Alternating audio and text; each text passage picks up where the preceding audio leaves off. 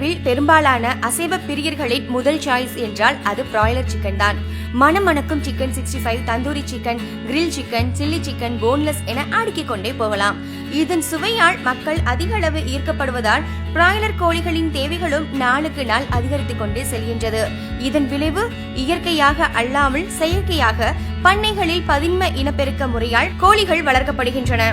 அதாவது நாட்டு கோழிகளைப் போல் அல்லாமல் மின் உஷ்ணத்தால் பொறிக்கப்பட்டு வளர்க்கப்படுகின்றன.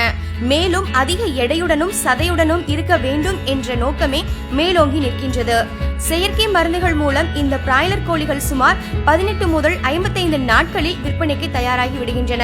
இதனால் உடல் உறுப்புகள் முழுமையான வளர்ச்சி அடையாமல் பெரும்பாலும் முழுதாக இறக்கைகள் கூட முளைக்காத நிலையிலேயே விற்பனைக்காக கொடூரமாக கொல்லப்படுகின்றன.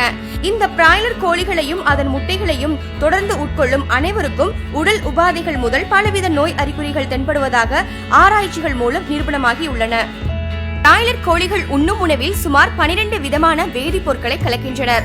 அது மட்டும் இல்லாமல் கோழிகளை நோய்கள் தாக்காதவாறு அளவுக்கு அதிகமான ஆன்டிபயோட்டிக்கை கொடுக்கின்றார்கள். இதன் விளைவு அந்த கோழியை உண்ணும் நமது உடலிலும் அந்த மருந்துகள் பல சிக்கல்களை ஏற்படுத்தி விடுகின்றது.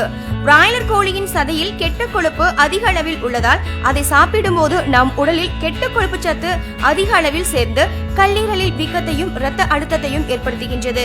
மேலும் ரோக்சிர்சோன் என்ற மருந்து சிறுநீரகங்களிலும் கல்லீரலிலும் புற்றுநோய் மற்றும் குடல் புற்றுநோயும் உருவாவதாக தெரிய வந்துள்ளது. இது தவிர மஞ்சள் காமாலை, இரைப்பை, கல்லீரல் செயலிழப்பு என்று பல வியாதிகள் ஏற்படுவதாக தெரிய வந்துள்ளது.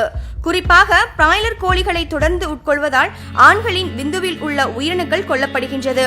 பெண் குழந்தைகள் 10-11 வயதிலேயே பருவமடைந்து விடுகின்றார்கள். கோழிகள் அதிக சதையோடு வளர வேண்டும் என்பதற்காக பல்வேறு விதமான மருந்துகளை ஊசிகளின் மூலம் செலுத்துவதே இதற்கு காரணம் என தெரிய வந்துள்ளது. இவற்றை கோழிகள் என்று சொல்வதை விட ரசாயன உரம் போட்டு வளர்க்கப்படும் ஒரு உணவுப் பொருள் என்றே கூற வேண்டும்.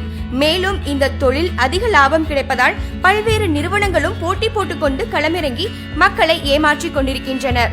ஆபத்து என்று தெரிந்தும் சுவைக்காக மட்டுமே சாப்பிட்டுவிட்டு நோய்களுக்கு நாமே வாசல் கதவை திறந்து விடுகின்றோம் என்பதை மறுக்க முடியாத உண்மை.